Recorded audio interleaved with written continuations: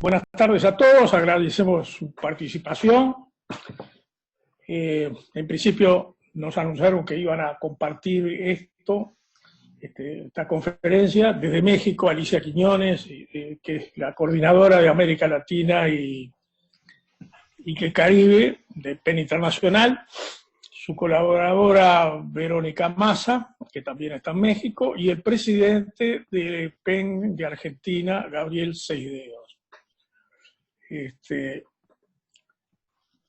Como ustedes saben, PEN Uruguay es uno de los primeros centros de América que se sumaron al movimiento de PEN Internacional hace casi un siglo.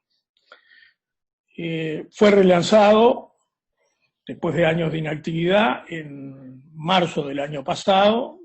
4 meses después hicimos una asamblea constitutiva y debido a las circunstancias de la emergencia sanitaria, bueno, tenemos que recurrir a esta acción virtual.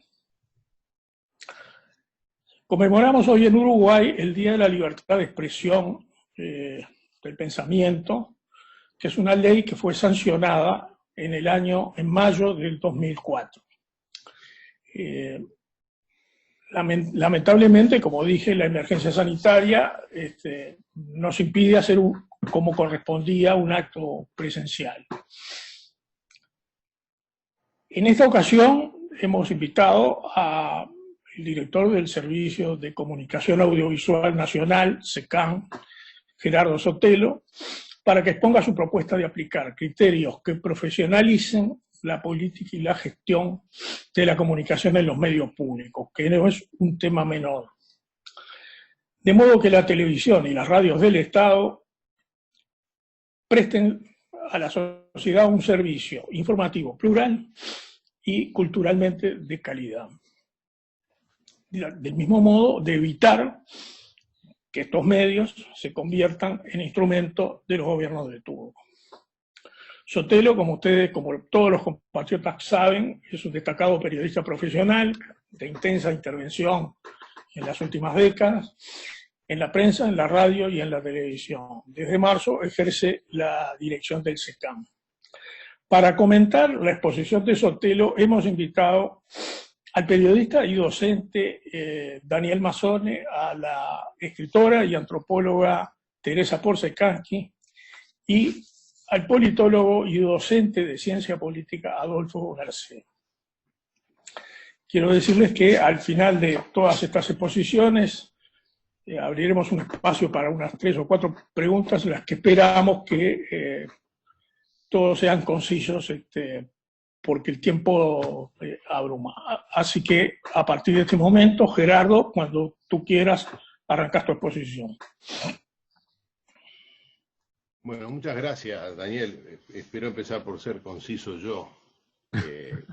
Me siento muy honrado por la invitación, por la jerarquía de los participantes y porque han dejado de ver Progreso Wander, por ejemplo, por asistir a esta conferencia, lo cual habla muy bien de cómo valoran ustedes las actividades del PEN Club. No, pero bromas aparte, me siento de verdad muy honrado por la invitación. Es un honor y además una oportunidad de detenerme yo y compartirlo con ustedes, a reflexionar sobre las cosas que hacemos, incluso sobre las razones por las cuales las hacemos, ¿no? Así que, antes que nada, muchas gracias por esta invitación al PEN Club. Para comenzar, me parece importante recordar que estamos celebrando o conmemorando hoy y por qué cada 20 de septiembre celebramos el Día de la Libertad de Expresión del Pensamiento. Esto es, como ustedes seguramente saben, en recuerdo a tal día de 1870, cuando las tropas garibaldinas, comandadas por el general Cadorna, conquistaban el último dominio terrenal del papado. Esto es de manera un poco sucinta, ¿no? Pero más allá del significado político de la caída del Estado Pontificio y la unificación de Italia, podemos tomar este hecho de una manera, digamos, simbólica, como el triunfo de las ideas de la libertad de conciencia y de la laicidad, entendida esta como la convivencia de todas las creencias religiosas, filosóficas, estilos de vida en el marco de una sociedad que no profesa en principio dogma alguno y que por tanto garantiza o debe garantizar a todos sus miembros un trato igualitario ante la ley. En un sentido más profundo, el 20 de septiembre es también el triunfo del discernimiento, o sea, de la separación de los caminos de la razón y de la fe para que cada uno ocupe su lugar específico en la búsqueda de la verdad. Esto es de una extraordinaria importancia, además, para el avance de las ciencias y el conocimiento, pero también, y fundamentalmente, para el trabajo de los periodistas, protegidos por el amparo de la Constitución y de la ley, y estimulados a cuestionar las verdades aparentes o reveladas, los dogmas, a la luz de los hechos que investigan, de las demostraciones fácticas, empíricas, provisorias, relativas y siempre refutables. ¿Qué podríamos decir este 20 de septiembre? ¿O cómo podríamos vincular todo este marco a los medios públicos uruguayos? Bueno, déjenme plantearlo en una triple dimensión. En primer lugar, la del mandato legal, sobre el cual no podemos hacer más que cumplirlo, aquello que nos encomienda la ley hacer en los medios públicos, mis propios puntos de vista sobre el punto, y también la reflexión y la práctica en los países más avanzados en materia de medios públicos, que son coincidentemente con lo de mayor calidad institucional, democrática. He pretendido resumir estas tres perspectivas en un documento que permanece inédito y a la espera de un momento propicio, y que formulé como una así llamada guía de principios, procedimientos y estándares de calidad. No se la voy a leer toda porque es bastante extensa y tiene pasajes que son, en fin, muy referidos a la práctica, al trabajo de los periodistas, editores, camarógrafos, al personal en general de los medios públicos. Pero la guía está destinada precisamente a ayudar a los trabajadores de los medios públicos a tomar decisiones, pero también a los organismos de contralor, al conjunto de la sociedad, a establecer criterios al establecer criterios de transparencia y de evaluación de nuestra labor. Es una manera de rendir cuentas o de plantear bajo qué condiciones creemos que se nos debe exigir. La guía establece, en línea con los objetivos que nos encomienda la ley, la siguiente misión: garantizar a todos los habitantes el derecho a disponer de una información veraz e independiente a través de diversos soportes audiovisuales, estimulando una visión crítica que le permita ejercer efectivamente su libertad de opinión, acceder gratuitamente al disfrute de la cultura y de un ocio enriquecedor en el ámbito doméstico, la difusión de valores tales como la identidad y la diversidad cultural y los valores republicanos, la promoción de la producción audiovisual nacional y de la cultura nacional en general, el apoyo a la educación y la integración de grupos sociales vulnerables.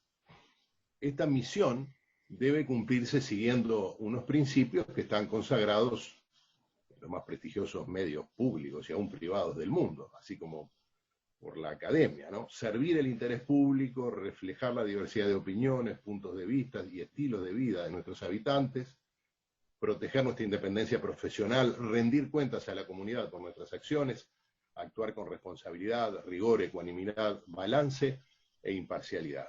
Esto está tomado prácticamente de forma literal de textos similares con los que se trabaja en la BBC, en la Canadian Broadcasting Corporation, en la Radio Televisión Española, en la Deutsche Welle, etc. Que a su vez parecen escritos por la misma persona. Para nosotros, satisfacer el interés público debería suponer que brindamos información que ayude a las personas a comprender los asuntos de importancia pública y tomar decisiones, pero también que evitamos que sean engañadas por declaraciones o acciones y alertamos sobre conductas criminales o antisociales, como la corrupción, el delito en general, especialmente si compromete la vida, la seguridad y el patrimonio de las personas, la estabilidad institucional, la injusticia, la incompetencia y la negligencia. Buscamos entonces acercarnos a la verdad, o deberíamos buscar acercarnos a la verdad con los más altos estándares para proporcionar una cobertura que sea siempre y para cualquier tema o formato imparcial y rigurosa. Sin embargo, nuestro derecho a la libertad de expresión conlleva deberes y responsabilidades, y por su naturaleza de servicio público estatal se encuentra sujeto a restricciones legales y de estilo, algunas de las cuales se irán especificando en este documento, de modo que el mismo sea una doble garantía, por un lado, de tranquilidad para los trabajadores, pero también para la sociedad, para la comunidad que es su propietaria y su destinataria. Ahora bien, ¿cuáles son los principales obstáculos con los que nos encontramos para cumplir con estos objetivos y procedimientos contra los cuales resulta muy difícil argumentar?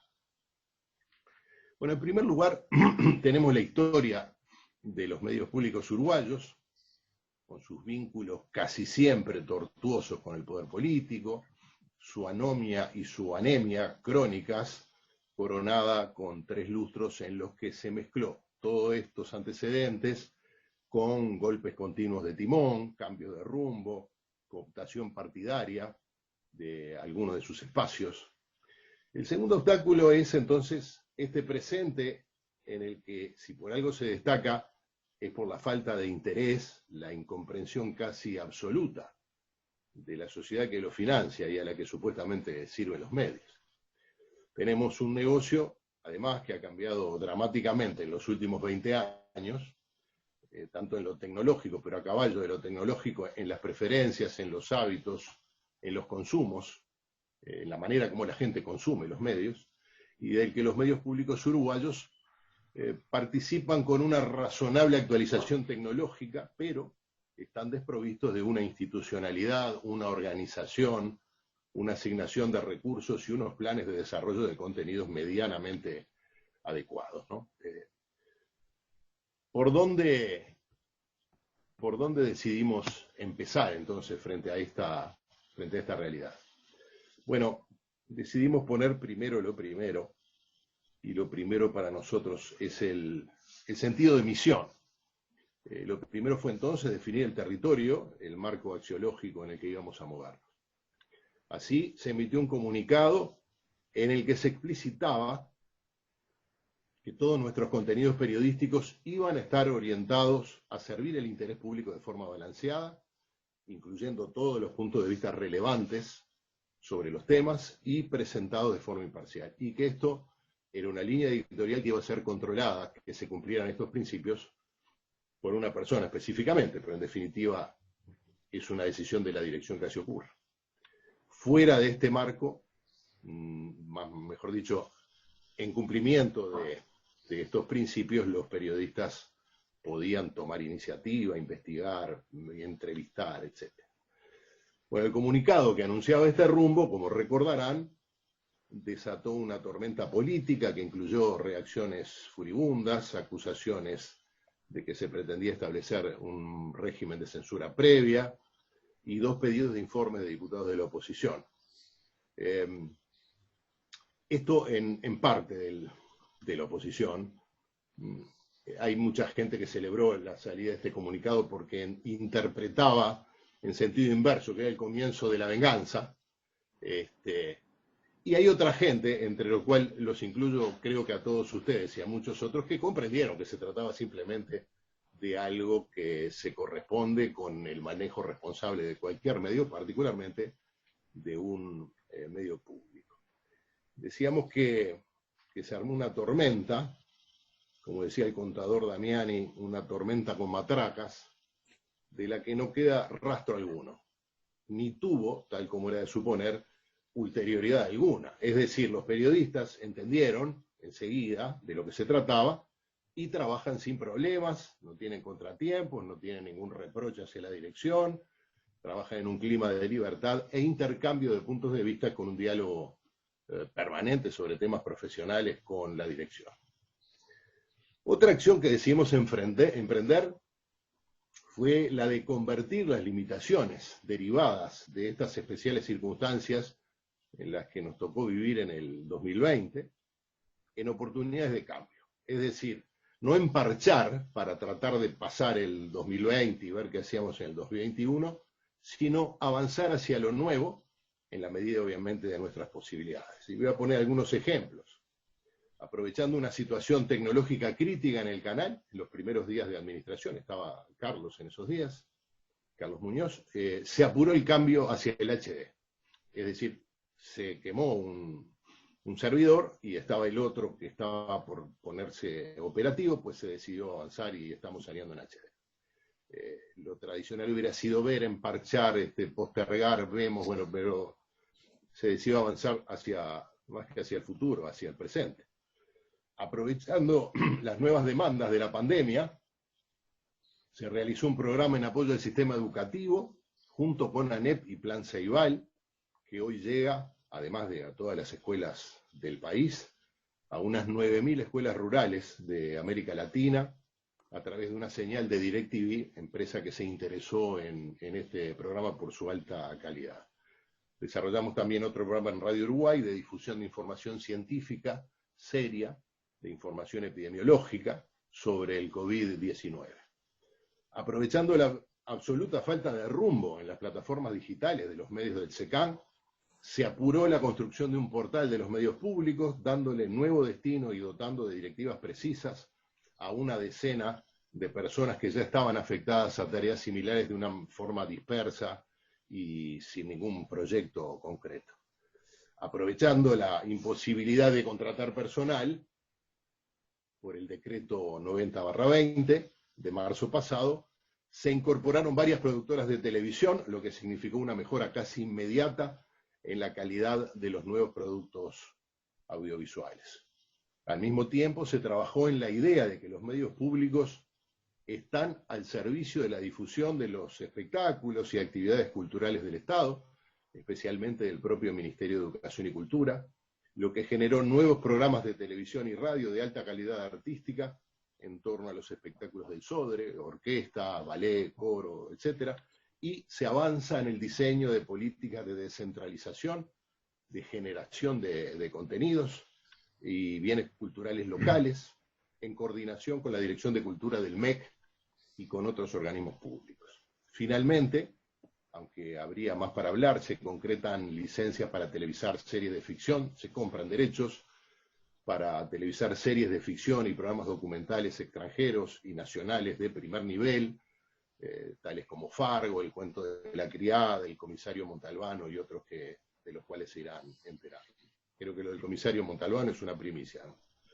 Bueno, todo esto en 6 meses, con un presupuesto incierto que se redujo sobre la marcha, apenas con algunas directivas claras, un equipo de dirección conformado por personal idóneo, y lo más importante, contando con el apoyo de buena parte del personal, de la mayor parte del personal, tanto presupuestado como contratado, que finalmente, y superado los prejuicios mutuos, en todo caso, razonables por el cambio de gobierno, etcétera, comprende las ventajas de trabajar siguiendo exclusivamente pautas profesionales razonables.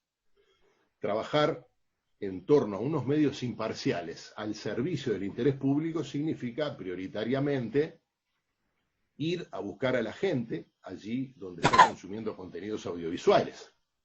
La actual asignación de recursos del SECAN está totalmente desfasada de las preferencias del mercado y el servicio en general, el sistema de medios públicos, no responde a ninguna pauta de planificación medianamente comprensible, porque esta realidad de consumo, principalmente de medios digitales, que ocurre en Uruguay y todo el mundo, no empezó la semana pasada ni empezó en marzo, es un proceso que ya se veía venir hace mucho tiempo, pero que en el caso de los medios del SECAN no se contó, no hubo una planificación, una preparación adecuada. Y le quiero mostrar para que vean la dimensión del problema. Esto es no sé si compartir ahí, ¿verdad? ¿Lo ven ahí? Sí, Bien. sí. No, lo paso rápidamente. Este es un PowerPoint que preparé para una visita del equipo de asesores del ministro Da Silveira, que están recorriendo las unidades ejecutoras. Entonces, bueno, lo recibimos con este cartel de hola. La segunda imagen era esta: bienvenidos a la mayor corporación de medios del país. Seguramente ustedes nunca lo pensaron desde ese punto de vista, pero es lo que somos. Es una corporación que tiene 2 canales de televisión, 5 radios en Montevideo, 19 radios en el interior, 3 portales web, tiene alcance nacional, ocupa más de 400 trabajadores y solo de gasto de funcionamiento por año tiene casi $1,5 millones. Bueno, Mr. Bean quedó un poco sorprendido por esta realidad, porque efectivamente nadie, en su sano juicio, habla de los medios públicos en estos términos. Cuando ustedes le preguntan a gente del exterior o en una reunión familiar, dicen, pero ¿cuál es el principal multimedio del país? Nadie dice que son los medios públicos. Y esto porque todos tenemos la perspectiva de que son medios de mala calidad, de que han sido oficialistas. Primero se decía que servían al gobierno del Partido Colorado, al gobierno de la calle, después al Frente Amplio. Últimamente la gente dice que están al servicio de la izquierda, incluso algunos lo dicen ahora. Tienen algo de obsoletos y de aburridos. Esto es un poco abuelo de pájaro lo que la gente verbaliza sobre el mayor multimedio del país. Por lo tanto, yo les decía a los asesores que los medios públicos sufren una pandemia con algunos picos, con algunos éxitos, sobre todo en la televisión, razonables, pero en general nos da la impresión de que llevamos una pandemia de 60 años, o sea, de que estamos de espaldas. La pantalla y las radios miran para un lado y el público está consumiendo y prefiriendo otro tipo de contenidos. Esta es la gráfica que quería que miraran. Yo me lo estoy tapando acá con la ventana de Zoom, a ver si puedo minimizarla. Acá tienen. Esto es la última encuesta del Global Web Index, donde se miden decenas de mercados del mundo. Uruguay tiene un comportamiento similar, tiene un consumo de medios digitales superior a la media europea, por ejemplo. Pero pongamos que puede estar perfectamente representado en este estilo de consumo. Esto es el tiempo que pasa la gente en los medios, ¿sí? Tenemos que el 61% del tiempo lo pasa online, el 17% en la televisión tradicional, el 8% escuchando radio, el 9% en otras consolas digitales, finalmente el 6% en prensa de papel. Todo esto ameritaría, obviamente, una lectura mucho más sofisticada, pero parece claro que los medios digitales se han convertido en la gran estrella, es decir, superan el 60% del tiempo y desde hace un par de años, por lo menos en un mercado que suele estar a la delantera como Estados Unidos, los medios digitales superan ya al conjunto de los medios tradicionales en tiempo de consumo desde hace por lo menos un par de años. Entonces fíjense, miren estos 2 cuadros. El cuadro de la izquierda es lo que veíamos recién. Y el cuadro de la derecha, yo sé que son 2 cosas diferentes, pero vale la pena hacer la comparación, son los recursos humanos, las contrataciones del SECAM. Tomo solo las contrataciones, no a los funcionarios, porque las contrataciones son anuales o bianuales, es decir, tienen una flexibilidad de contratar, recontratar o dejar de contratar, es decir, de orientar los recursos humanos, es mucho más flexible, de manera que si hubiera en esta última década o década y media una política específica, se podría haber reflejado acá. Sin embargo, fíjense lo que pasa. El 61% de consumo de medios digitales, el SECAN le asigna el 5% del personal contratado. Y al 8% de tiempo de consumo, que es la radio, el SECAN le asigna el 70% de sus recursos. Donde está más parejo, pero igual hay una diferencia de un 50%, es en la televisión. Es decir, donde la gente invierte el 17% de su tiempo, el SECAN invierte la 1/4 parte de su personal. Esto obviamente es, ustedes me podrán decir que tiene, desde el punto de vista del valor es muy relativo, pero nos está dando claramente una pauta de que hay decisiones que no se tomaron y que hay que tomar antes de que sea tarde, porque finalmente el resultado es que si tú no asignas recursos humanos calificados o especializados para desarrollar productos en los medios donde la gente quiere consumir los productos audiovisuales, lo que te va a pasar es que siga el teatro vacío, o sea, sigamos alimentando esa pandemia de 60 años en la que los medios públicos van para un lado, si es que van para alguno en especial, y la gente insiste en consumir de otra manera y otro tipo de producto. Las transformaciones de fondo a las que aspiramos a realizar, ya las vamos insinuando, pero todavía están en cierre, ¿no? Tiene que ver, por un lado, con la necesidad de emparejar nuestros esfuerzos con la transformación tecnológica y de contenidos del presente, como decíamos, y por otro, y quizás mucho más sutil y sofisticado, que es construir un discurso, o dicho de una manera más poética, algo que la comunidad identifique como la voz de los medios públicos, ya sea para darle su apoyo como para criticarlo, cuando lo considere necesario. Esto de la voz de los medios públicos puede sonar a gran hermano, o al deseo de establecer un discurso único, y nada más alejado de nuestros objetivos, ¿no?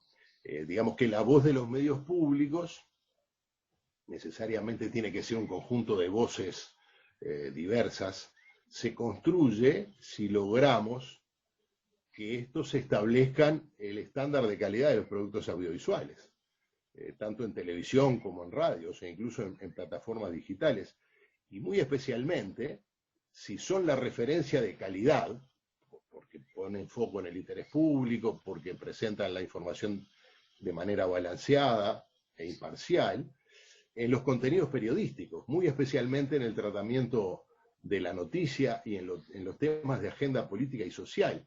Esto parece una locura o una utopía, pero tengamos presente que nosotros tenemos una gran ventaja sobre los medios privados, y es que nosotros tenemos financiado por los contribuyentes nuestro trabajo. Cada vez que prendemos las radios o el canal, o cada vez que abrimos una página web o un portal de noticias de los medios públicos, sabemos que pase lo que pase del otro lado, todos vamos a cobrar el sueldo y vamos a poder reponer en términos generales. Además, el presupuesto no es malo, o no ha sido malo hasta ahora.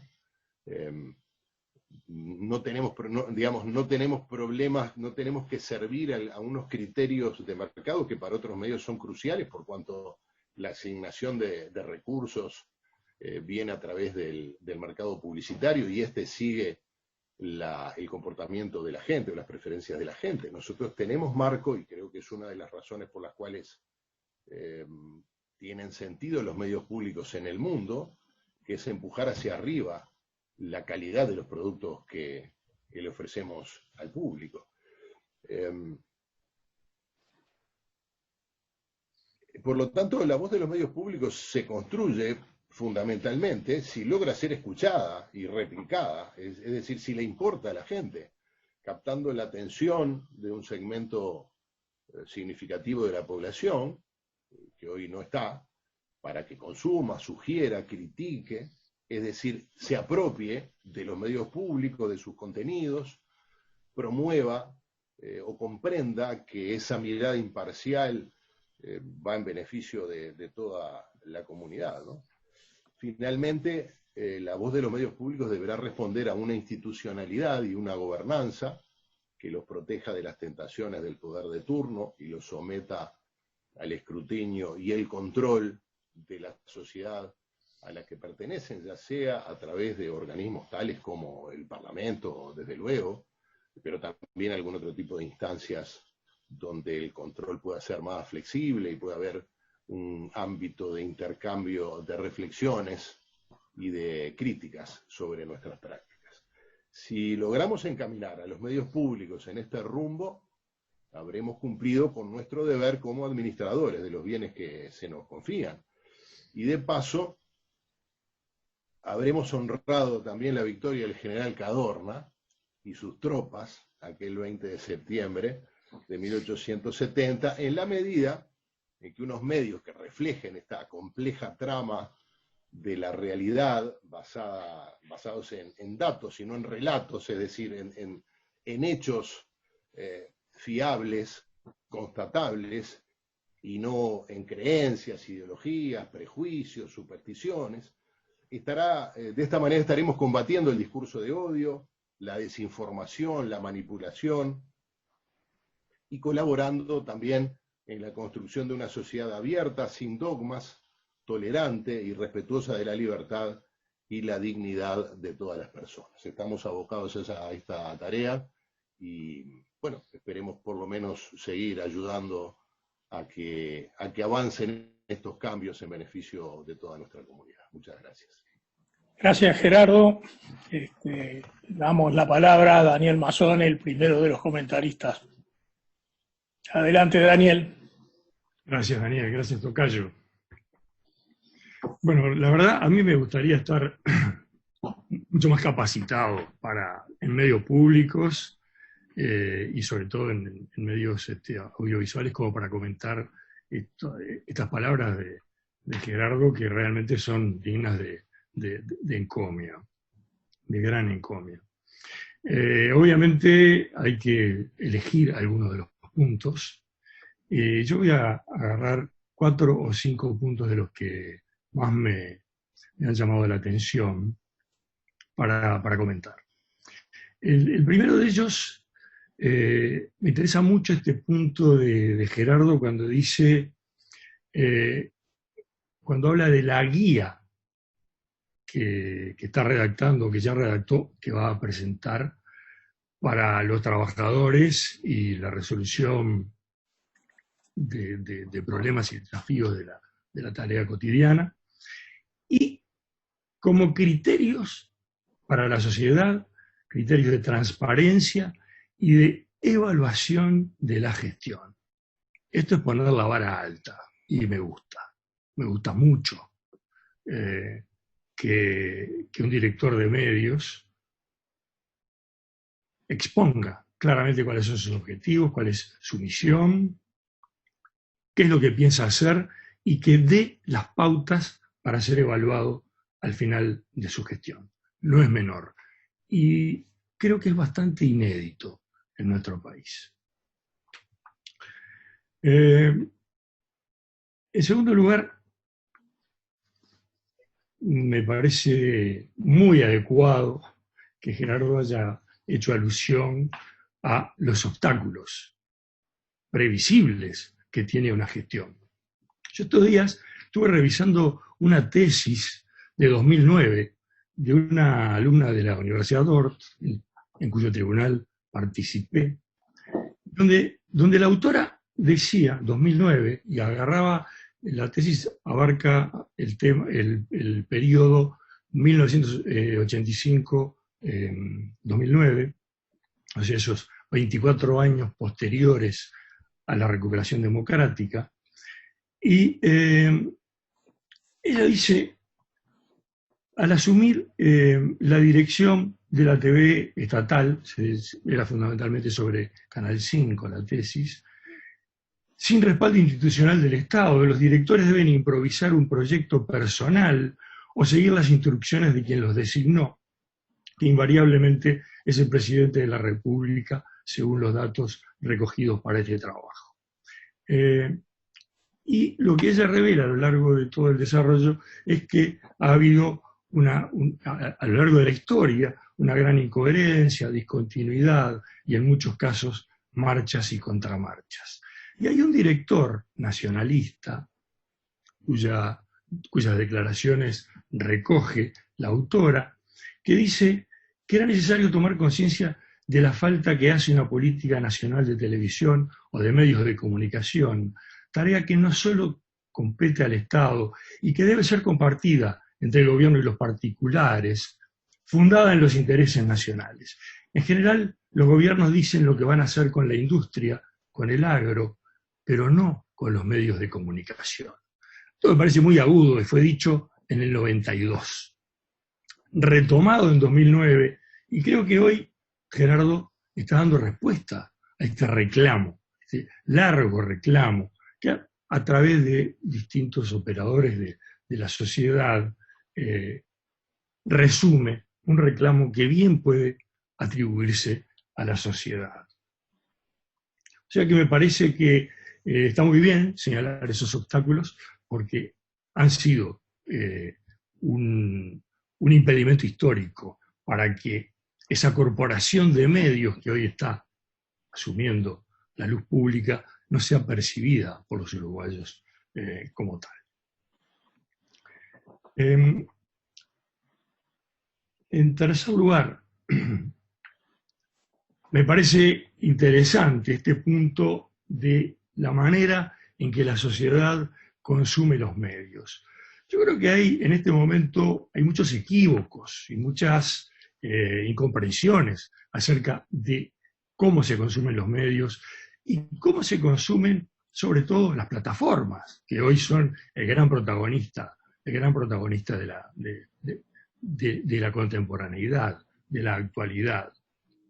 Y yo creo que ahí hay un gran desafío para los medios públicos también.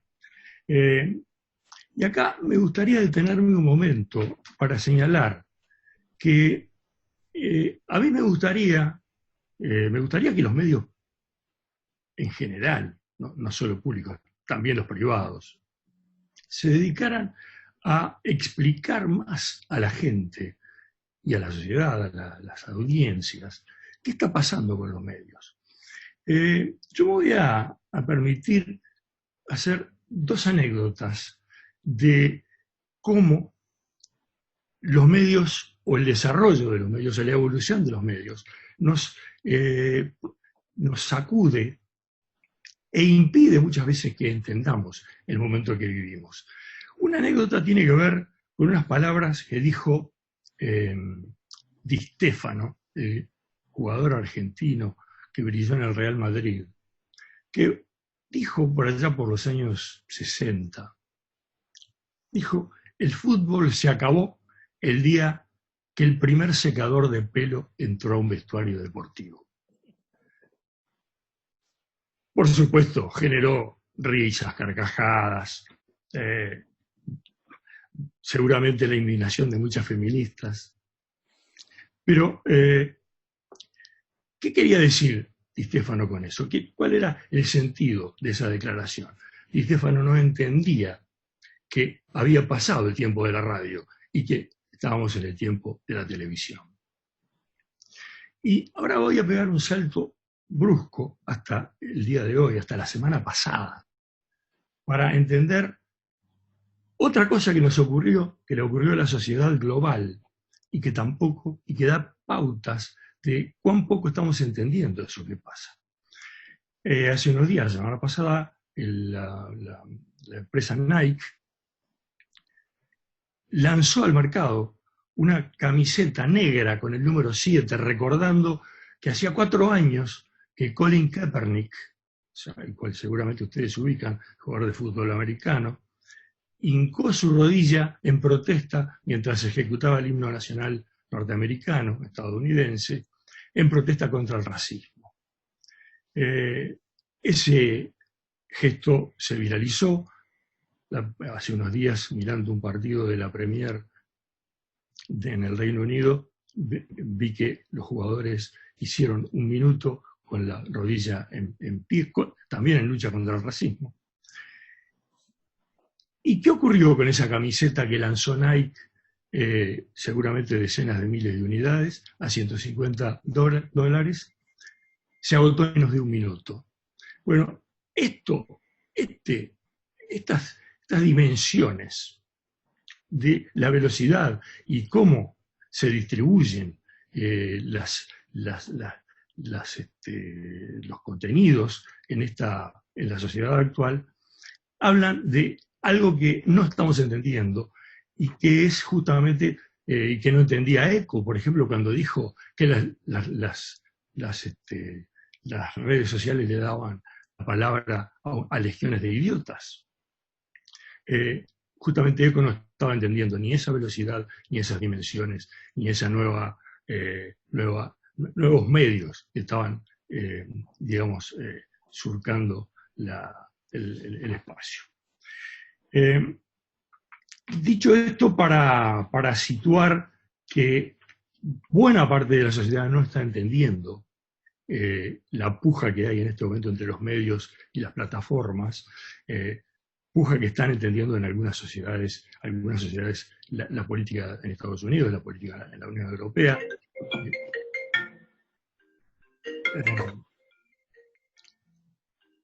Y que deberíamos poner más énfasis en formar, en educar, en informar acerca de qué es lo que está pasando.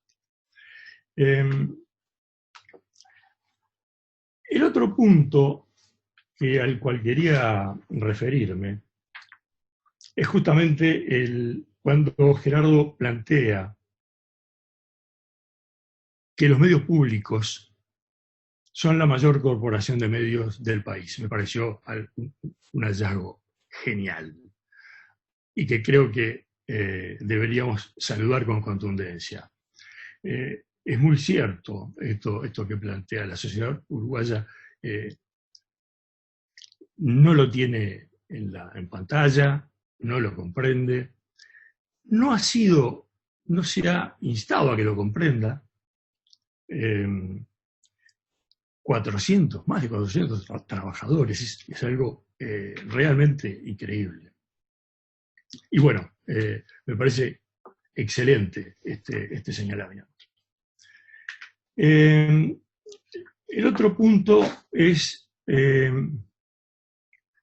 en cuanto a las transformaciones de fondo. También quiero saludar con énfasis la actualización tecnológica y la construcción de un discurso de los medios públicos.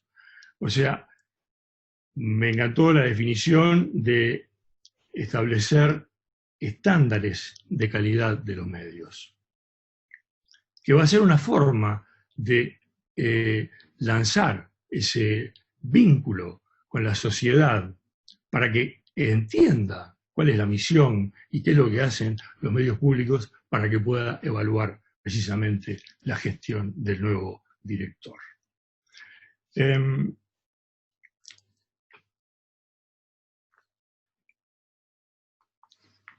Básicamente es esto lo que quería comentar. Creo que estamos en un momento clave, un momento bisagra de la evolución de los medios. En algunas sociedades, como ya dije, los Estados Unidos, Europa, en alguna medida en Australia y en alguna medida en Nueva Zelanda, esto está siendo visualizado por la clase política. Y creo que América Latina va a comprar una vez más soluciones hechas en otras realidades. Pero de todas maneras tendríamos que tomar conciencia de que la puja entre los medios y las plataformas es hoy el tema central de la sociedad digital. Si los medios siguen siendo invisibilizados por el desarrollo cada vez mayor de las plataformas, obviamente ya monopólicas, en más de un sentido, no le va a ir bien a la sociedad porque los medios han sido y seguirán siendo los grandes productores de contenido. Y por tanto van a seguir siendo decisivos para la sociedad y sobre todo para las instituciones democráticas. Por lo tanto, es muy importante, es decisivo que esa puja se resuelva de la mejor manera. Espero haber aportado algo como para entender mejor la gestión que comienza, y solo me resta desearle el mejor de los éxitos, el mayor de los éxitos a Gerardo en una tarea muy compleja, muy difícil, y en la que ojalá de una vez por todas entendamos y tomemos con todo el calor necesario el desarrollo y la gestión de los medios públicos. Y solo me resta decirle, estamos a las órdenes. Gracias, Daniel. Teresa, escuchamos tus comentarios. Adelante. ¿Me escuchan? ¿Ahora me escuchan? Buenas Perfecto. noches, gracias por invitarme. Me pareció el panorama que presentó Sotelo bien estructurado, con todos sus elementos, que yo no sabía porque estoy lejos de la situación, estoy lejos también de pensarlo en los términos tan específicos en que él lo puede pensar y presentar. Lo que voy a decir es muy breve. No hay sociedades armónicas, todas las sociedades que conocemos tienen conflictos internos importantes y la libertad de expresión es una de las maneras de vehiculizar esos conflictos sin que la sociedad se destruya por adentro por las violencias internas y los conflictos. Ahora, en esa función de la libertad de expresión, que no es irrestricta, es restricta, en la medida que puede afectar los derechos de los otros ciudadanos o de otras posiciones, hay guiones culturales ya estructurados, que se arrastran, que se repiten, que predominan. Por ejemplo, la falta de conocimiento histórico, por ejemplo, el tomar lados, por ejemplo, el evitar la imparcialidad, el arrastrar repertorios lingüísticos que ya de por sí arrastran prejuicios.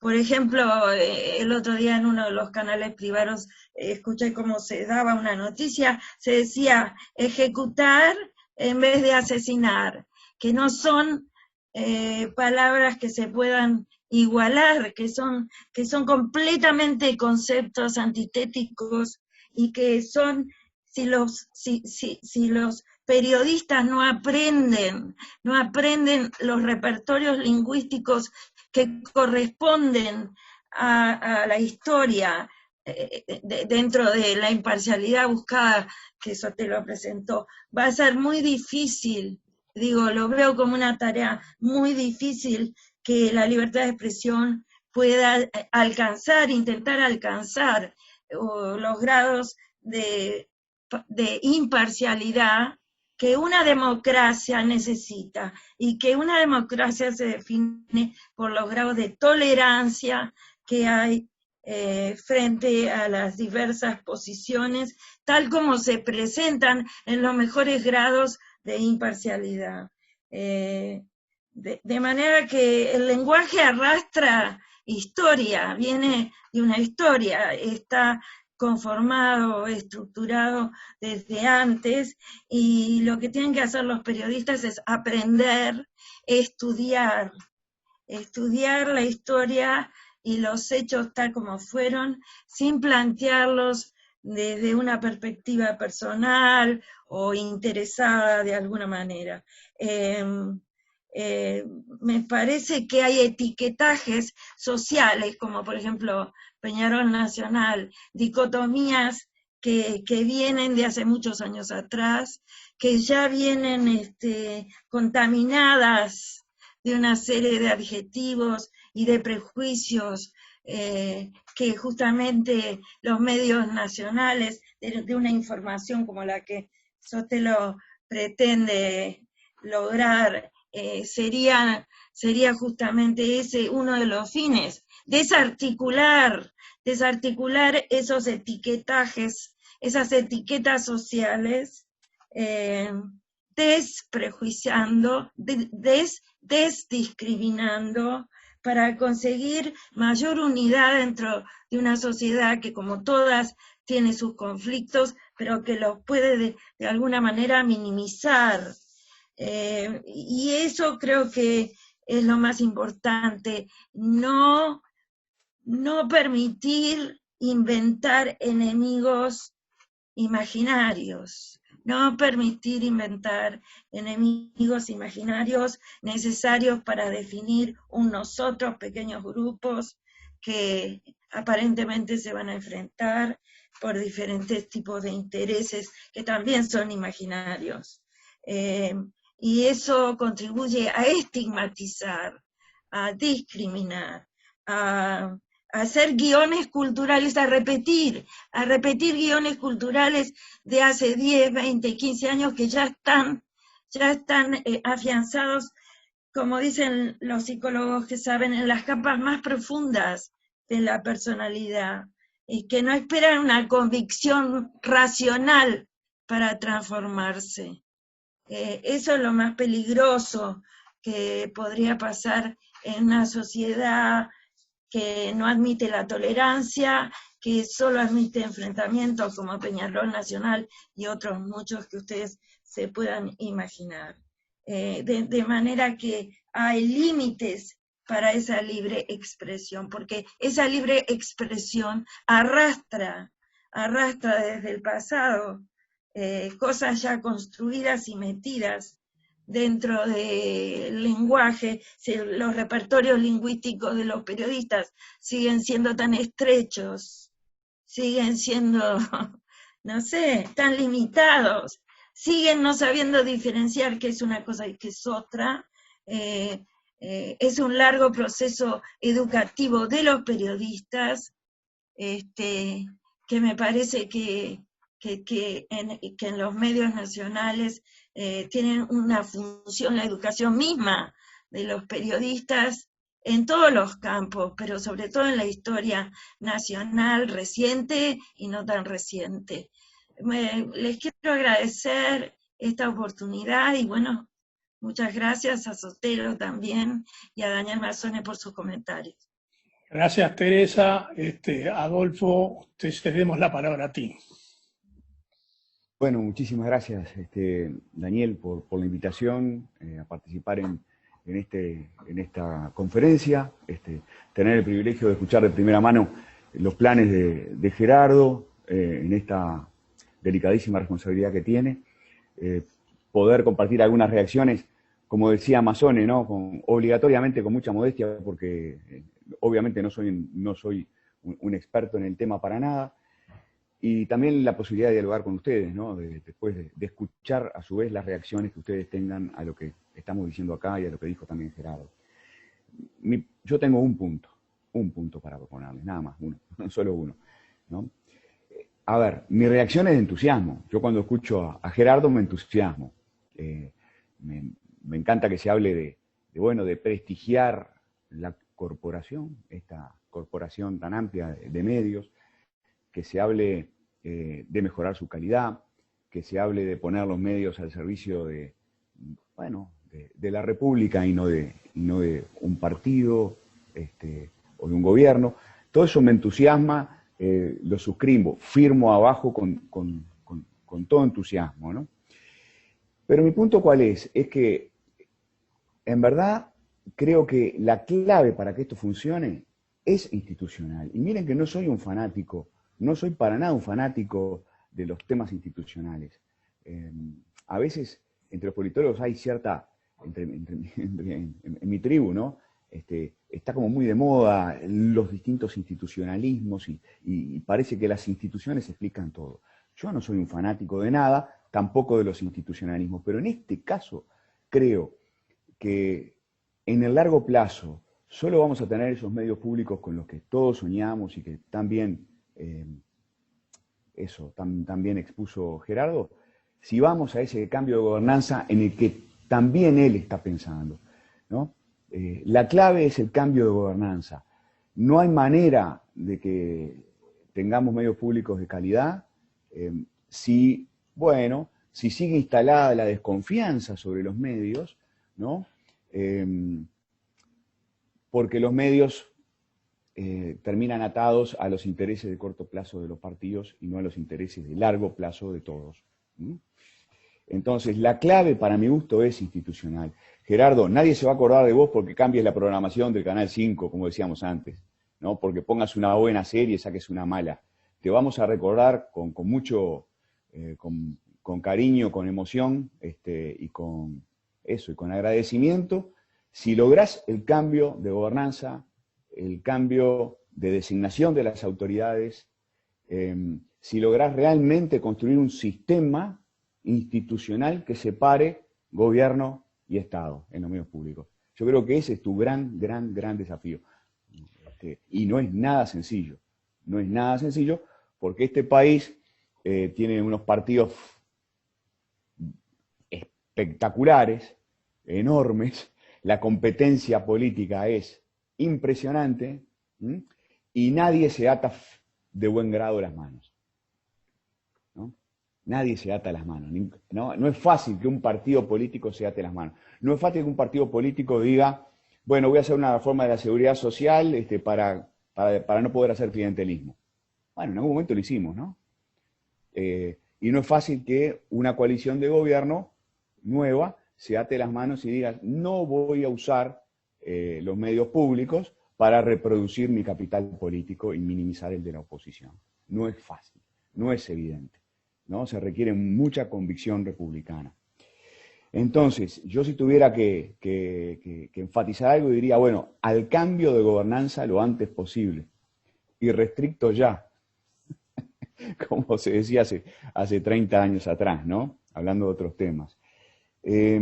Cambio de gobernanza, vos tiraste ya varias veces, ahora lo hiciste de vuelta, ¿no? Algunas pistas, ¿no? ¿Qué es lo que se puede hacer para asegurar que esos partidos maravillosos que tenemos nos dejen un poco en paz? ¿No? Porque tenemos unos partidos fantásticos, pero con vocación de colonizar todo. Entonces, ¿cómo hacemos para que no colonicen a los medios públicos? Bueno, en algún momento, Carlito Pareja de esto sabe mucho más que yo, se decidió, por ejemplo, la política monetaria, hacer cambios en los bancos centrales, ¿no? Despegar, ¿no? Desacoplar la designación de las autoridades de los bancos centrales de los ciclos electorales. Bueno, se dijo en su momento para que en realidad la política monetaria no estuviera en función de un partido político, sino del interés de todo el público, de la sociedad. Bueno, allí hay una pista posible. No quiero abrir la discusión sobre los bancos centrales, si está bien o mal la solución institucional esa, pero en todo caso, sí está claro que algún cambio en la gobernanza, en la designación de las autoridades tiene que haber. Por ejemplo, ¿no? Este país tiene una larga experiencia de coparticipación. La democracia uruguaya es hija de esos pactos entre partidos. Bueno, ¿cómo hacemos para que las autoridades de los medios públicos no sean designadas por el presidente de turno, sino por un pacto entre partidos, como se designan otras autoridades, otras altas autoridades de este país? A ver, la designación no alcanza, porque vos podés designar a Gerardo Sotelo, y resulta que Gerardo Sotelo, que parecía una persona bárbara, termina siendo un funcionario del servicio, ¿no? De un partido, y no del Estado. Entonces, ¿cómo hacemos para controlarlo todos los días a Gerardo Sotelo? Hoy a Gerardo Sotelo y pasado a quien sea. ¿Cómo hacemos? Mecanismos, por ejemplo, porque, a ver, ¿cuál es el mecanismo de control que tenemos ahora? Es lo que los gringos llaman accountability vertical, yo qué sé, no sé, ¿viste? Es la rendición de cuentas en las elecciones. Pero además de esa rendición de cuentas ex post, tenemos que tener rendición de cuentas todos los días, vigilancia entre instituciones todos los días. Tiene que haber, por ejemplo, una comisión parlamentaria integrada por todos los partidos que esté siguiendo lo que hace y deja de hacer la dirección de los medios públicos, por ejemplo, ¿no? A ver, Uruguay tiene una enorme historia de construcción institucional, ¿no? Y ha demostrado muchas veces poder aprender a partir de su propia práctica, ¿no? Y poder modificar las instituciones incorporando aprendizajes. Yo no tengo la menor duda que si se ponen a discutir en el Parlamento, todos los partidos encuentran una solución, ¿no? O distintas soluciones complementarias para asegurar ¿no? Esta distancia imprescindible entre gobierno y medios públicos. Y lo último que quiero decir, vinculado con esto, es que cuando yo escucho hablar a Sotelo sobre estos cambios y sobre la necesidad de tener medios públicos al servicio de la República y de construir instituciones que lo hagan posible, no puedo dejar de pensar que esa reforma que se está planteando tiene necesariamente que ser parte de un proceso más amplio, de una discusión más amplia. Miren, yo creo que este país tiene por delante una agenda de reforma institucional que va mucho más allá de los medios públicos. Quiero ver, quizás, en esta propuesta, la avanzada de una reforma que tiene que ser más global. A ver, tenemos, sí, claro que tenemos la mejor democracia en América Latina y unas pocas democracias como la gente del mundo, ¿no? Pero esa democracia tiene problemas por todos lados. Esta democracia tiene problemas de todo tipo. Un problema que tiene es el de los medios públicos, ¿no? Hay problemas que tienen que ver con cómo ingresa el dinero a la política, lo sabemos, ¿no? Hay problemas en el segundo nivel de gobierno. Yo sigo escandalizado con todo lo que pasa en las intendencias de este país. Hay problemas porque la JUTEP no tiene la fuerza que tendría que tener. Hay problemas con el Tribunal de Cuentas que nunca es debidamente escuchado por las autoridades, ¿no? Sus observaciones son sistemáticamente desatendidas. Tenemos una agenda de perfeccionamiento institucional grande que acometer, no sé cuándo, lo antes posible, en el, no sé, mediano plazo, y creo que la propuesta que está elaborando Sotelo desde el SECAM, creo que forma parte, o que debería formar parte de esa discusión aún mucho más amplia. Bueno, mil gracias. Ese era mi único punto. Muchas gracias, Fito. No sé, Gerardo, si tú querés hacer algún tipo de comentario sobre los comentaristas que recibimos. Sí. ¿Me escuchan bien allí? Sí. No, para empezar por lo último, Fito, en rigor alcanzaría con aplicar la ley que está vigente. Acá se da un fenómeno muy singular que tiene que ver con lo que tú mismo observabas, cómo los partidos no se quieren atar las manos. Y es que la gobernanza fue resuelta ya en el gobierno anterior, cuando se votó la ley de medios. Es decir, allí estaba el descentralizado para los medios públicos, que el Frente Amplio no integró. Ahora se viene una nueva ley de medios que va a cambiar algunas cosas, pero no el descentralizado. Es decir, hay un amplísimo, casi te diría que un total acuerdo en el sistema político, pero particularmente en este gobierno, en este elenco de gobierno, de que los medios públicos tienen que salir del Ministerio de Educación y Cultura, pero me lo dijo el propio ministro. Dice, estuve observando, yo puedo hacer lo que quiero con los medios, ¿no? Digo, sí, absolutamente, tú, el presidente, incluso yo, tenemos una serie de ventajas que son inaceptables. Bueno, en la nueva ley se mantiene el descentralizado, pero podríamos designar, si hay un acuerdo político entre gobierno y oposición, en cuestión de días. Así que eso es parte de la nueva gobernanza que hoy está vigente, estaba vigente en el año pasado, el anterior y el otro, pero por distintas razones no se integró, no se pasó de una unidad ejecutora del Ministerio de Educación y Cultura a un descentralizado, que le daría más autonomía, porque sería un directorio votado por el Senado, con mayorías especiales, fruto, como decía Fito, de un acuerdo político entre gobierno y oposición. Lo otro que tiene que ver con la gobernanza es el desacople del ciclo electoral, que según tengo entendido, también sobre esto hay, no sé si consenso, pero hay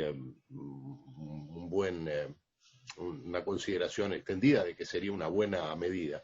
Finalmente, donde sospecho que vamos a tener que pelearla es con respecto a los contralores. Se estila, estaba en la ley vigente y ocurre en otras partes del mundo, por lo menos en aquellas partes a las cuales miramos, que hay comisiones que controlan los medios públicos. En algunos casos son extremadamente ineficientes o numerosas, es difícil convocarlas o es difícil que tomen decisiones.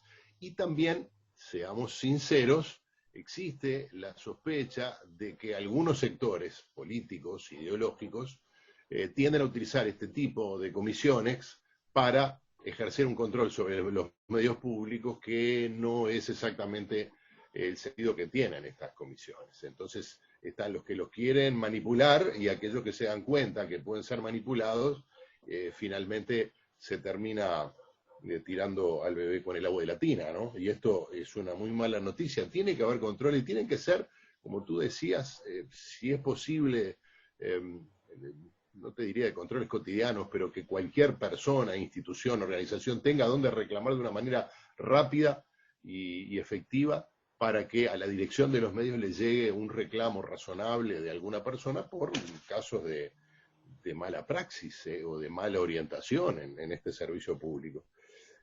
Así que sí, comparto plenamente, vamos rumbo al descentralizado, creo yo.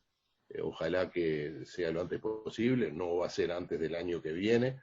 Esto supone, además de que el sistema político se va a atar las manos, ojalá, supone cuestiones presupuestales que no son dramáticas, pero que no estamos en un buen momento como para ampliar presupuestos, ¿no?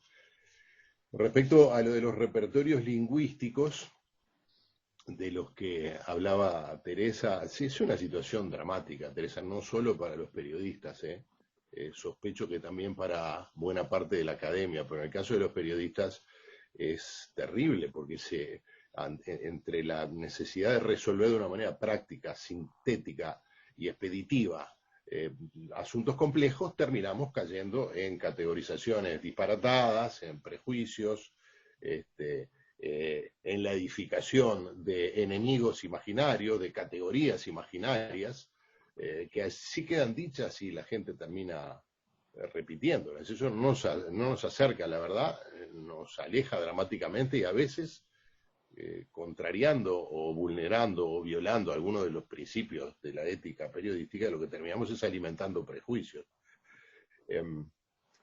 Y bueno, y colaborando en alimentar estas etiquetas sociales. Voy de atrás para adelante porque se han dicho varias cosas muy interesantes. Observaba por allí, Daniel, un trabajo de tesis que un exdirector decía que el director improvisa, el director de los medios públicos, o sigue las instrucciones de sus mandantes. Créanme que yo casi que preferiría seguir instrucciones, pero es que nadie me dijo lo que tenía que hacer. Yo lo hablé con el presidente de la República, esto es fantástico porque uno se siente honrado con la confianza, pero a veces también tiene el peso de que levantás la lapicera y firmás, tomás decisiones que nadie te pidió, que no consultaste con nadie y que puede significar que un día alguien diga, che, pero ¿cómo se te ocurrió hacer tal cosa? Hasta ahora, felizmente, estamos totalmente en sintonía y creo que así vamos a seguir en lo sustancial con respecto al rumbo de los medios públicos. Para finalizar, y obviamente si alguien quiere hacer alguna pregunta, estoy a las órdenes, déjeme recordar algo que seguramente casi todos ustedes tienen presente, y son los dichos de Tim Davie, el nuevo director de la BBC, que se conocieron a principios de septiembre, que le prohibía a los periodistas opinar en las redes sociales. Y bueno, esto estoy leyendo un artículo que salió publicado en la prensa en todo el mundo. Si quieres ser un columnista de opinión o hacer campaña partidista en las redes sociales, es una opción válida, pero no deberías estar trabajando en la BBC. Y luego el director estableció cuáles serán los 4 objetivos con los que asume el cargo. Esto de principio de septiembre. Renovar su compromiso con la imparcialidad, centrar los esfuerzos en contenidos únicos de alto impacto, reforzar la apuesta digital y lograr mayores ingresos comerciales. Yo creo que estamos en sintonía, no porque estemos en el mismo estadio de desarrollo que la BBC, sino porque los problemas tienden a ser globales, como la realidad de los medios es global, también los problemas a los que estamos enfrentando. Cuando apareció esto que David decía que se le prohibía, a mí me hizo mucha gracia porque en la guía que yo escribí, que está inspirada en la guía de la BBC y de la Canadian Broadcasting Corporation, se establecía hasta ahora una serie de cuidados que yo reproduje en este texto, hacia los periodistas, explicándoles que, mire, usted tiene una cuenta en una red social que es suya, es su vida privada, pero tenga presente que lo que allí dice, o cómo allí se lo invoque, si se lo invoca como integrante de la BBC en ese caso, o de los medios públicos del Uruguay, lo que usted diga puede terminar repercutiendo sobre la corporación para la que trabaja. Por lo tanto, tenga cuidado, hasta ahí llegamos. Ahora David dio un paso más allá y es muy interesante de ver cómo trabajar en los medios públicos es un espacio formidable si se quiere, si se acepta que vivimos en un marco de libertades extremadamente restringidas, porque nos comprenden todas las restricciones que tienen que ver con la función pública. Así que es un movimiento un poco contradictorio.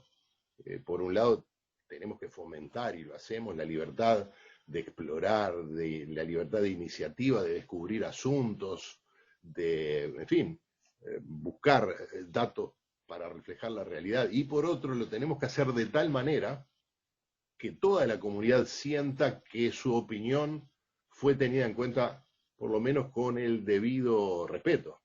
Y esto no es fácil porque no venimos de una época, ni estamos acostumbrados, ni los periodistas en general, y los periodistas de los medios públicos en particular, a trabajar con pautas tan estrictas, tan rigurosas. Entonces todo este tema de por ejemplo, hay una serie de asuntos que los periodistas de las grandes corporaciones de medios públicos del mundo, de las más respetadas, de los países de larga tradición democrática, tienen que consultar obligatoriamente con sus jefes. Tú no podés trabajar para la BBC y levantar el teléfono y llamar al primer ministro para entrevistarlo. Hablemos de la reina, ¿no? Eso tenés que consultarlo, porque es un tema institucional. Como eso, muchas otras cosas. La manera como se cubren los temas sensibles están llenos de restricciones, porque se prioriza como servicio público cumplir con esos principios básicos que yo puse sobre la mesa al principio, porque eso no es para negociar. No se puede ser parcial, no se puede desbalancear la información, no se puede servir a intereses particulares, no se puede. Pueden tener la libertad de hacerlo en un medio privado, si es que se lo deja el dueño o el director, pero no en los medios públicos. Pero bueno, y yo finalmente, esto sí, quedo a las órdenes. Déjenme hacer un homenaje. Carlos Pareja, si está por allí todavía, era parte de esa barra extraordinaria con la cual tanto aprendí allá a comienzos de los 90 trabajando en el CLAE. Y Luciano Álvarez, que fue quien me desayunó sobre estos temas hace 30 años, me prestó este manual, esta guía de la CBC. De un lado está en inglés y del otro está en francés. Esto se los voy a mostrar porque es fundamental saberlo. Está publicado en 1988, es decir, yo lo leía, pongamos por caso, en el año 1990, y me parecía extremadamente duro y riguroso. Con esto quiero decir que en países como Canadá o el Reino Unido, todos estos temas tienen por lo menos 30, 35 años de debate, de reflexión, y créanme, porque he trabajado también con el documento actual de la CBC, es muchísimo más riguroso los criterios de trabajo y los estándares de calidad que se les exige hoy a los periodistas que trabajan en esta gran corporación canadiense. Gracias, Gerardo. Carlos Orlando quería hacer algún comentario. Bueno, primero, gracias a todos. Es muy alto el nivel de participación, el nivel de la exposición de Sotelo, de los comentaristas, Teresa, Carlos y Fito García. Yo voy a hablar como usuario. Si ustedes me perdonan, yo soy usuario de los medios públicos. ¿Y qué quiero de un medio público? Quiero objetividad, quiero imparcialidad, quiero veracidad, quiero que haya respeto por la audiencia y que haya pluralismo. Y eso se logra no solo yendo a la gobernanza y a la patología de la gobernanza, que estamos siempre tratando lo mismo. quién gobierna, quién no gobierna, años de politización de los medios públicos. Vamos a terminar con eso y no queremos volver al 3 y 2, me imagino. No sé si alguno no sabe qué es lo que es el 3 y 2, pero no podemos volver. Yo creo que cuanto más lejos esté la política de los medios públicos, mejor van a andar. Y les voy a decir por qué. Porque ¿qué es un medio público? Tiene que servir a la población, tiene que funcionar como un medio público, no tiene que ser bandera de ningún partido, ni de ningún personalismo, ni ninguna cultura ideológica o fanatismo. Entonces, tiene que tener protocolos, tiene que tener un cuerpo técnico y una cabeza política que sea desacoplada, y me parece muy bien, con los ritmos de cambio de gobierno. Pero no podemos siempre estar pensando en la patología. Es decir, la queja que va a venir un director y que va a usarlo para su sector o su partido. Los medios públicos han sido malos, señores, aburridos. Han perdido todo respeto porque no han tenido ni calidad y se notaba siempre la mano política. De manera tal que nadie pretende tener la mejor novedad tecnológica en un medio público, ni el mejor show. Lo que se pretende es el viejo sodre de nuestras infancias. Aquella cosa que si usted quería escuchar algo serio, algo que fuera cultural, iba a un medio público. Si usted quería ver una película que no tenía por qué ser la última película, pero que era una película de calidad artística, iba a un medio público. Bueno, ahora no se fue en los últimos años ni para una cosa ni para la otra. De manera tal que yo pido la política lejos del medio público. Una cabeza, un directorio, lo que quiera. Y después el mismo rigor que se emplea para dirigir un director de cuerpo de baile. Técnica, capacidad, concursos y estar midiendo los ratings, sí señor, en funciones de otro con otras normas. Pero no se puede poner una persona que no sepa nada a dirigir una radio, no sabe ni hacer la programación. Yo estoy muy contento con lo que ha empezado Sotelo y creo que lo ha empezado y que lo va a terminar bien, porque es un hombre tenaz. Vamos a seguir en ese camino, pero vamos a separar toda esa cosa negativa, repito por tercera vez, la patología de un sistema de gobernanza. Vamos a poner el énfasis en cómo debe ser un medio público. ¿Qué es lo que esperamos de un medio? ¿Qué es un medio público? Son radios, son una televisión. Entonces, sin competir con la parte comercial, que tiene otras normas distintas, vuelvan a recuperar la dignidad que tuvieron hace mucho tiempo y que tengan la actualidad con imparcialidad y objetividad. Y disculpen si insistí mucho, pero esa es mi opinión de usuario, vuelvo a decir. Gracias Carlos. Ramiro Rodríguez Villamil está pidiendo para intervenir. Adelante, Ramiro. Gracias Daniel, gracias a todos. Primero, simplemente en forma anecdótica, hoy estamos celebrando el Día de la Libertad de Expresión del Pensamiento y entre nosotros está uno de los dos proponentes de la ley que se aprobó en el año 2004, que es el doctor Correa Freitas, que era entonces senador, de modo que lo saludo porque es un placer tenerlo entre nosotros en la noche de hoy. Pero más allá de eso, me parece muy bien que Gerardo Sotelo esté donde está y a todos los que estamos aquí nos parece muy bien, por eso lo estamos escuchando. Søren Kierkegaard decía, la vida solo puede vivirse mirando hacia adelante, pero solo puede comprenderse mirando hacia atrás. Y Gerardo acaba de mostrar unos manuales del año 88, lo cual demuestra que también tenemos que mirar hacia atrás para ver cómo podemos hacer la vida construyéndola hacia adelante. A mí me tocó ser director de Canal 5 de la Televisión Nacional entre el 2002 y el 2005. El doctor Jorge Valle podría haber nombrado un bombero, pero me nombró a mí. Y me tocó apagar muchos incendios. Cuando Gerardo presentó su PowerPoint y señaló las características de la televisión nacional, y decía que cuando eran los blancos predominaban los blancos, cuando eran los colorados predominaban los colorados, y después la izquierda, yo quiero decir que no es tan así. que incluso después Fito también dijo que había que separar, atarle las manos a los partidos políticos, porque cada partido político quería poner sus ideas. Bueno, yo les recuerdo que la televisión nacional que yo dirigí entre el 2002 y el 2005 tenía el programa de Sonia Brescia y el de Raquel Daruech. Si alguien puede pensar que eso era oficialista y que Jorge Valle fue el que los puso para que promoviera la adhesión al Partido Colorado, se está equivocado. El drama de aquella televisión eran las coproducciones, y era muy difícil controlar esas famosas coproducciones. Entonces, en medio de ese incendio en el que tratábamos de neutralizar unos programas que estaban sesgados políticamente, claramente, en una dirección, el director entonces, o sea, myself, se me ocurrió, además de sacar el sello de oro y poner a Juseca para cerrar la programación a medianoche, que no era poca cosa, poner 5 columnistas que lunes, martes, miércoles, jueves y viernes dieran una visión distinta que la que estaban flechando fuertemente y cegando fuertemente aquellas programaciones con una visión muy cegada de la izquierda.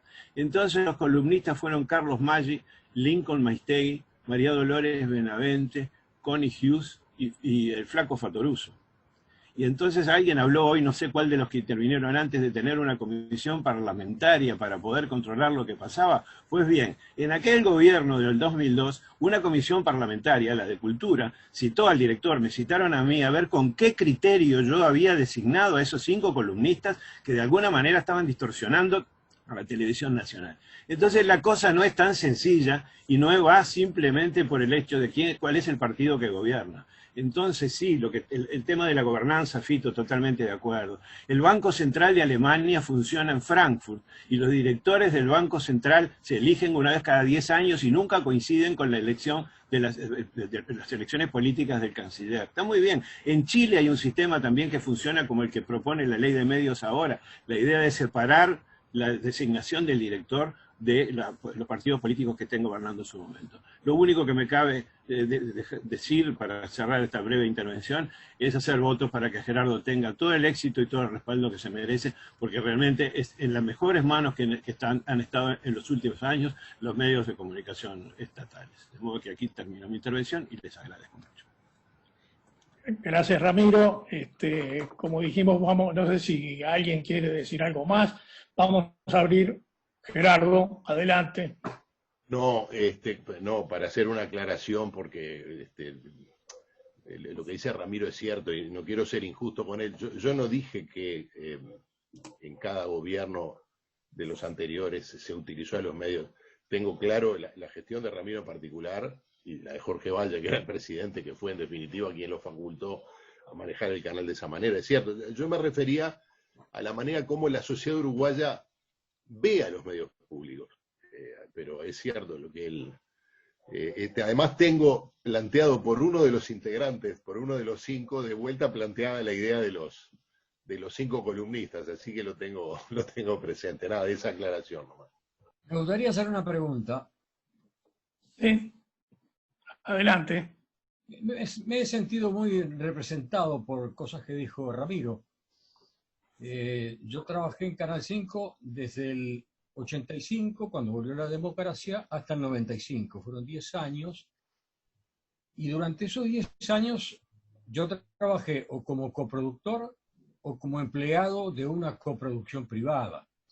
Y lo que pude descubrir es que el multimedio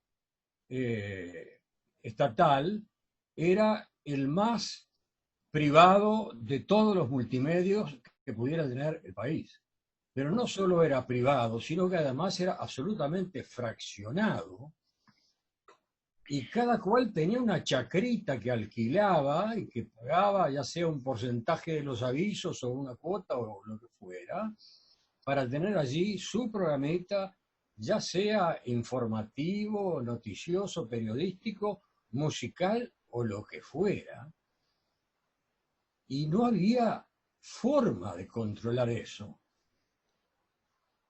Hasta los informativos, todos los informativos. El informativo central de Canal 5, recuerdo, era una producción privada. ¿Quién controlaba eso? Entonces, la pregunta que le quiero hacer a Gerardo es cómo va a solucionar esa tensión entre lo privado y lo público. Es decir, si el multimedio le va a dar alguna intervención empresarial a la actividad privada, o si simplemente se va a limitar a ser la voz del Estado. Bueno, ¿cómo estás, Aníbal? Gracias, Aníbal. No, esa realidad no existe más. No hay más coproducciones, por lo menos en el volumen que había cuando Ramiro era director. En parte es de una manera drástica, pero fue resuelto por Sonia Brescia, la exdirectora, en el comienzo de su mandato, que tomó un par de decisiones muy acertadas en ese sentido. Esa es una de ellas, por ejemplo, aunque lo resolvió de una manera un poco brutal, pero no se puede sostener un medio público como si fuera un Uber, de la pantalla de Uber, digamos, ¿no? Yo contrato.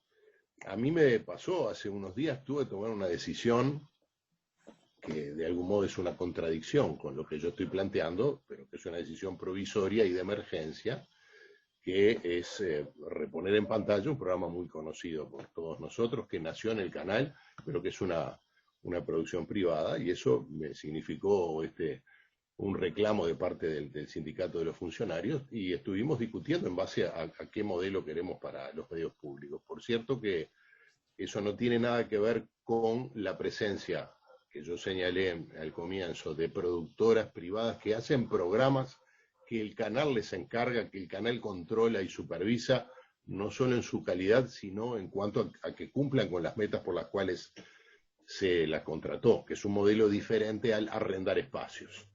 En todo lo que tiene que ver con contenidos periodísticos, noticieros, programas periodísticos, programas magazines de actualidad, esos programas pueden ser hechos por personal contratado directamente por el canal o por el servicio, o puede ser hecho en coproducción, pero la responsabilidad por los contenidos no se delega en absoluto. Ahora, y a raíz de las restricciones presupuestales que tenemos, vamos a estrenar varios programas, 3 por lo menos. Uno, un programa periodístico de horario central, 2 veces por semana, donde hay un gran elenco de periodistas. Ese programa no lo podemos hacer nosotros porque no podemos contratar personal, ni siquiera por la modalidad de contratos privados, por lo tanto tuvimos que afectar otro rubro y hacerlo a través de una productora, que es una productora de primera calidad, pero que además hace el programa, exactamente el programa que le pedimos.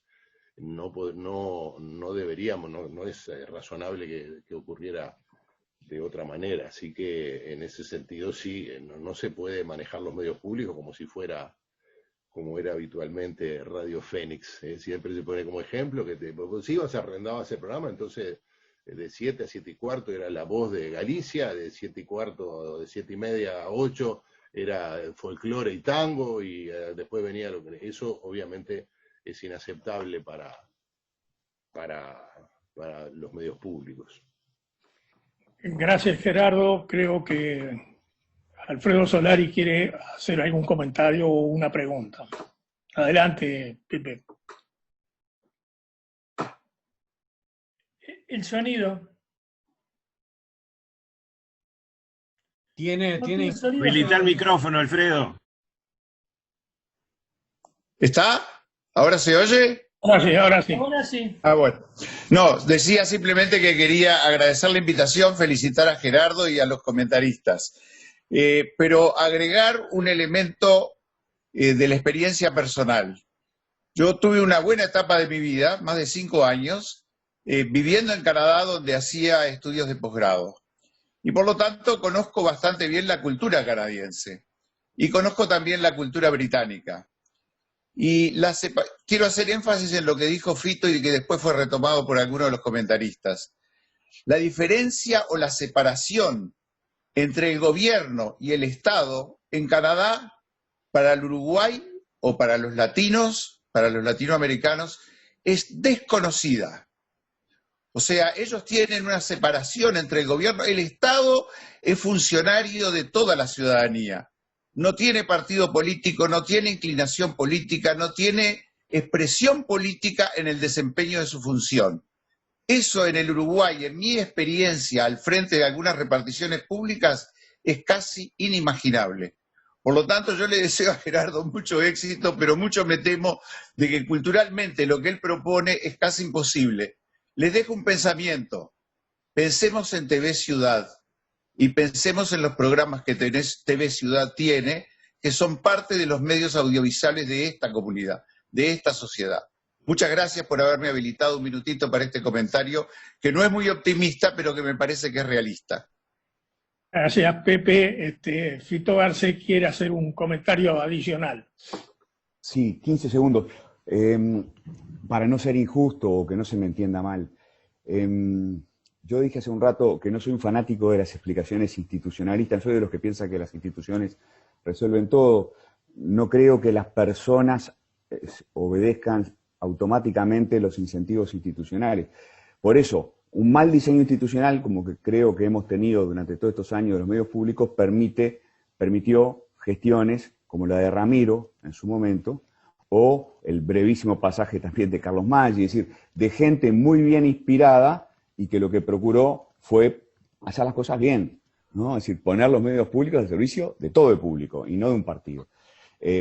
Pero yo creo que no podemos contar con la buena suerte, ¿no? En esto los padres fundadores de la democracia norteamericana, para no ir más atrás al mundo griego, eran muy sabios, ¿no? Es decir, no podés armar instituciones sobre la base de que vas a tener siempre personas bien inspiradas. Tenés que pensar que un día podés tener muy mala suerte y tener decisores miopes, cortoplacistas, tomando decisiones en función de intereses particulares. Por eso el cambio de gobernanza es clave. Y nada, en todo caso, muy bienvenido el debate, ¿no? Porque evidentemente sobre esto también hay muchas visiones diferentes. No sé si hay alguien más que quiera hacer algún comentario, alguna pregunta.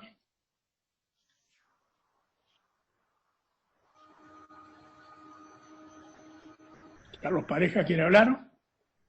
No, yo quiero saludar simplemente a Gerardo y desearle mucho éxito. Que te agradezco mucho el recuerdo, sobre todo de Luciano, que se nos murió hace poco, y es muy entrañable para mí. Muchas gracias por haber permitido participar de esta evento. Gracias a todos. Bueno, creo que es momento de cerrar la conferencia. Queremos agradecerle a todos los participantes, pero además queremos agradecer muy especialmente al diario El País y al semanario Búsqueda, que nos han apoyado mucho en la promoción de este evento. Muchísimas gracias a todos. Y bueno, creo que el debate está formalizado. Gerardo expuso con bastante profundidad no solo sus ideas, sino además también cómo se está desarrollando su gestión en estos primeros 6 meses. En principio, como digo, agradecemos y cerramos aquí la conferencia. Muchas gracias. Gracias a todos. Gracias a todos. Felicitaciones.